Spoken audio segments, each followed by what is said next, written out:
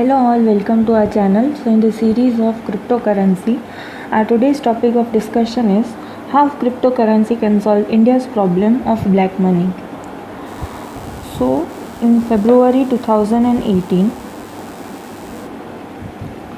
there were around 50 lakh traders in India in 24 exchanges, and cryptocurrency trading volumes are in range of 1500 bitcoins a day or around 1 billion, whereas the global 24 hours trading volume is in excess of 21 billion US dollar.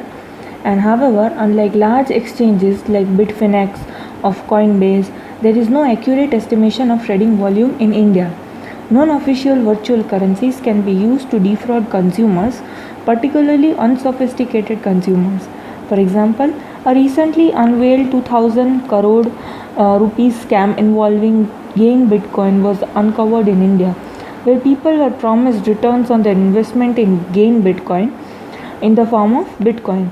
This turned out to be a Ponzi scheme, as investors were asked to bring other members on board to recover their investments and were also paid in other non-official virtual currency instead of in Bitcoin, the value of which fell rapidly. The government is planning to introduce a bill in parliament to bar companies and individuals from dealing in cryptocurrency while creating a framework for an official digital currency. RBI has in 2018 banned banks and other regulated entities from supporting crypto transactions after digital currencies were used for frauds. The Supreme Court cut the curbs last year in response to a petition by cryptocurrency exchanges.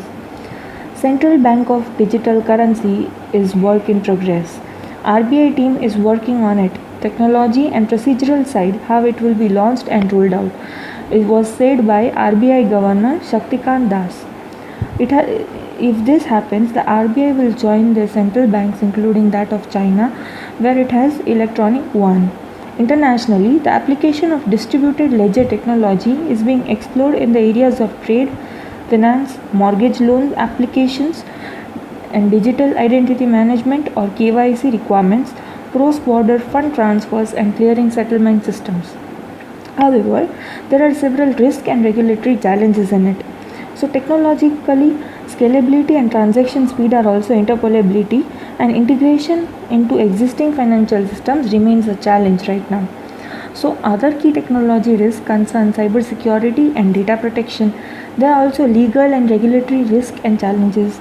So, non-official virtual currencies such as Bitcoin can be used to defraud consumers, particularly unsophisticated consumers or investors. Another concern from the use of non-official digital currencies is the economy and the financial system, with implications of monetary supply, particularly given their volatility and crippling use of resources including energy. On the account of anonymity associated with virtual currencies, cryptographies, they are vulnerable to money laundering and use in terrorist financing activities, while also make law enforcement difficult. So, Bitcoin, which demands more than $50,000 on any exchange today, are founded anonymously in 2009. In 2013, the number of cryptographic currency traded across the world rose to 66. The number has shot up to more than 4,500. The jump in the number of such crypto assets have fueled by demand, which shot up drastically into the pandemic chart, and have traded value of bitcoins jumped through 2020 and is continuing to do so in 2021. The exchanges where most Indian investors showed phenomenal growth is January 2021.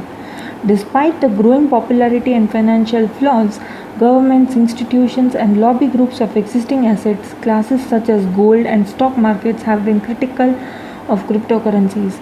They note that volatility in crypto assets is far more than in the stock market or gold. The Reserve Bank of India, the currency manager, financial sector regulator, and the banker to the government, has remained strongly against cryptocurrencies due to several reasons. But plans to impose a statutory ban on cryptocurrencies can introduce a central bank of digital currency, that is CBDC,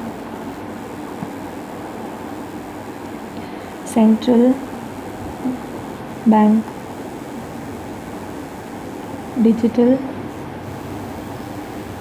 currency.